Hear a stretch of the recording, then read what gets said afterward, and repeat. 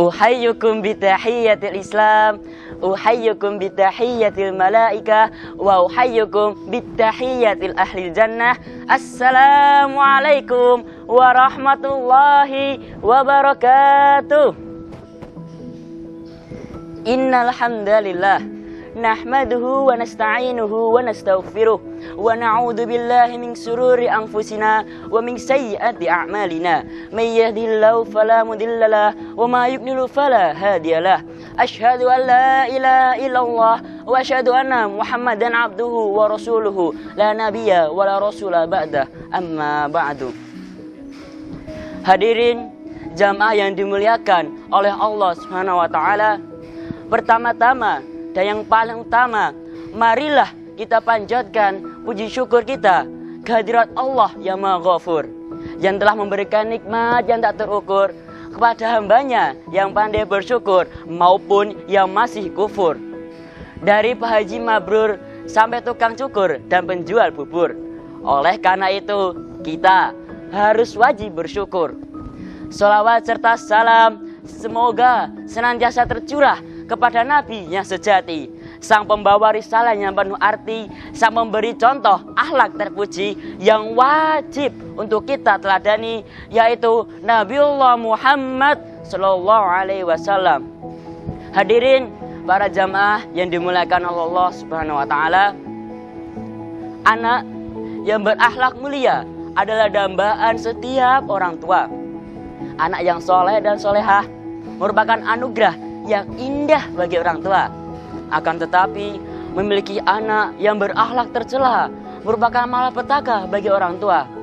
Bisa kita lihat kondisi para anak muda masa sekarang ini. Banyak yang terseret dan tenggelam dihantam gelombang globalisasi. Mereka tertipu dengan gemerlapnya duniawi, mempertontonkan moral beratasnamakan hak asasi. Hal inilah yang menyebabkan dekadensi moral generasi muda silih berganti. Yang ironisnya para hadirin, mereka tahu itu berbahaya namun masih saja dicoba. Contohnya narkoba.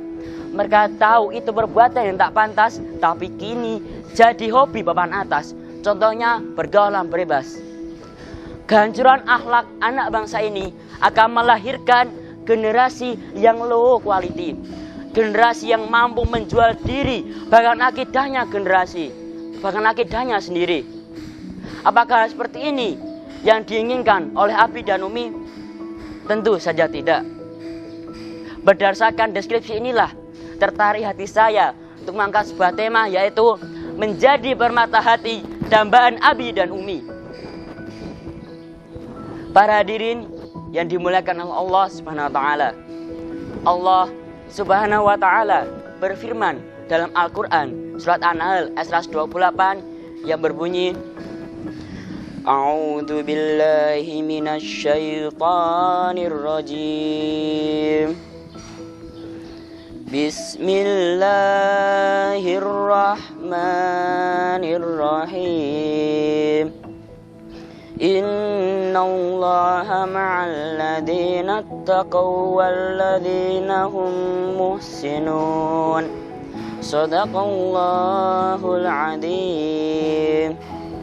Yang artinya, aku berlindung kepada Allah dari godaan syaitan yang terkutuk dengan menyebut nama Allah yang Maha Pengasih lagi Maha Penyayang. Sesungguhnya Allah bersama orang-orang yang bertakwa dan orang-orang yang berbuat kebaikan. Maha benar Allah dengan segala firman-Nya.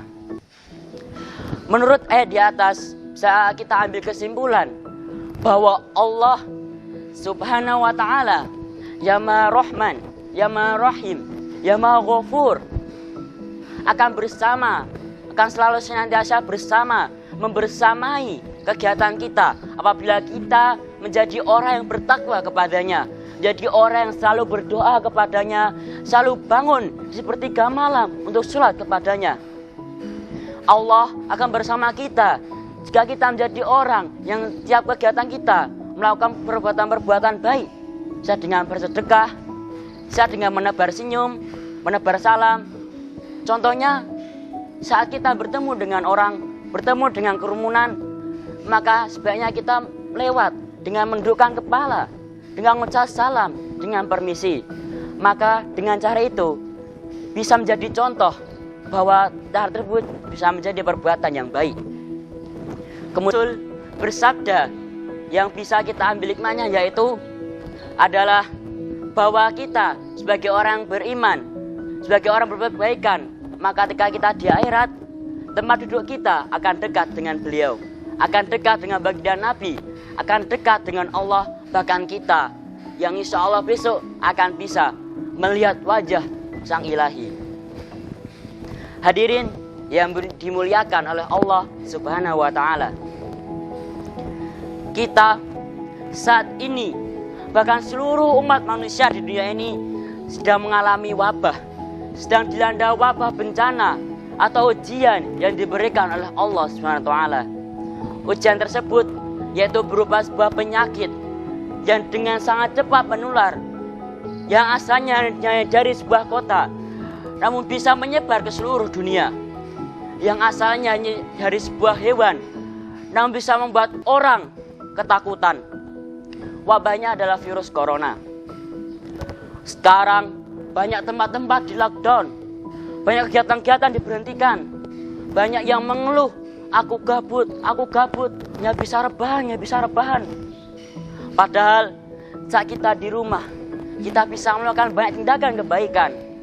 Dengan kita selalu senantiasa tahajud, senantiasa berdoa kepada Allah, menambah hafalan Quran kita, membantu orang tua, bisa melakukan kegiatan kebaikan yang lainnya. Bukan hanya upload sosmed memamerkan paha, upload sosmed memamerkan dada, upload sosmed memamerkan aura kita yang seharusnya oleh Allah dilarang di agama. Maka untuk itu, dengan libur yang diberikan oleh pihak sekolah saat ini, dengan libur yang mungkin diperpanjang, bahkan mungkin 1 bulan, 2 bulan, atau mungkin bisa 3 bulan, kita selama di rumah senantiasa meningkatkan takwa kita kepada Allah.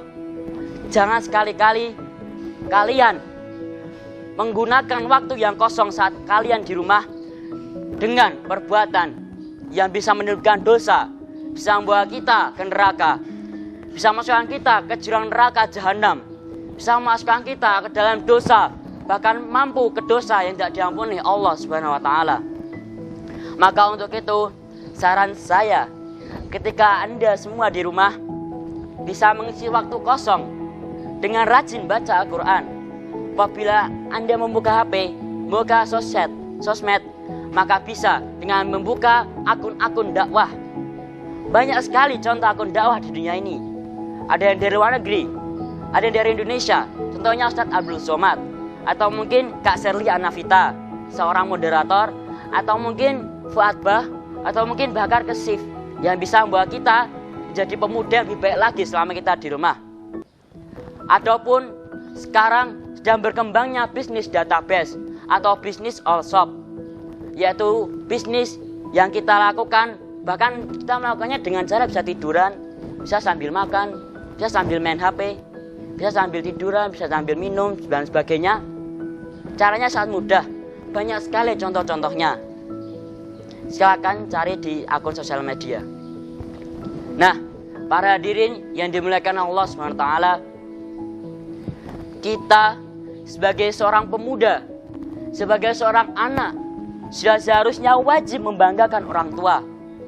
Karena orang tua adalah orang yang berhasil mendidik kita dari kecil hingga kita dewasa. Karena orang tua berhasil membuat kita seperti saat ini.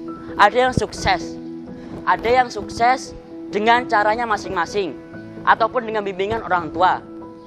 Banyak sekarang anak muda yang bisa bikin bisnis sendiri, yang bisa hafal banyak hadis, bisa hafal banyak ayat Al-Quran. Banyak hasil seperti itu yang dihasilkan dari orang tua.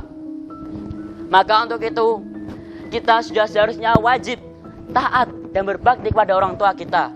Kita sudah harus wajib menaati apapun perintah mereka, karena perintah mereka adalah sebuah himbauan yang harus selalu kita jalankan agar kita bisa menuju ke jalan Allah, bisa menuju ke jalan lurus, hingga kita semua, orang tua kita, saudara-saudara kita, sehingga kita bisa menjadi kebanggaan orang tua kita. Kita bisa menjadi ladang pahala untuk mereka, sehingga kita semua bisa berkumpul di surganya. Amin amin ya robbal alamin. Pesan saya kepada seluruh jamaah, kepada seluruh hadirin, agar selalu senantiasa meningkatkan takwa kita, meningkatkan akhlak kita, memperbaiki attitude kita, memperbaiki kesopanan kita, memperbaiki akhlak kita yang mungkin selama ini kita selalu berbuat buruk pada orang lain, senantiasa bertindak kasar pada orang lain, mengatakan hal jorok, melakukan pelanggaran yang dilanggar oleh agama, melakukan pelanggaran yang sekiranya oleh Allah dilarang, tema kita lakukan dengan biasa-biasa saja, tanpa kita berpikir bahwa dosa tersebut bisa membawa kita ke neraka, atau mungkin bisa membawa orang tua kita ikut masuk ke neraka.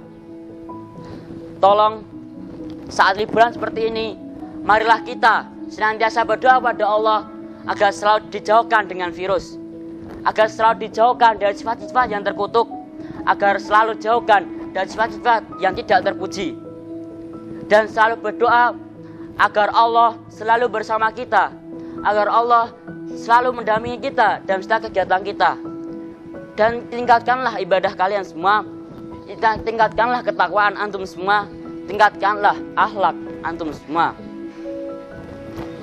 Demikian pidato atau kultur yang bisa saya sampaikan. Saya bukan manusia super, saya bukan manusia spesial, saya hanya manusia biasa yang selalu banyak dosa, yang tak luput dari banyak kesalahan dan dosa. Maka untuk itu perkenankan saya untuk meminta maaf apabila dalam berpidato saya banyak salahnya. Hidup sendirian tanpa kekasih, mohon ditahan, jangan pacaran. Cukup sekian dan terima kasih. Bila ada salah, mohon dimaafkan. Bila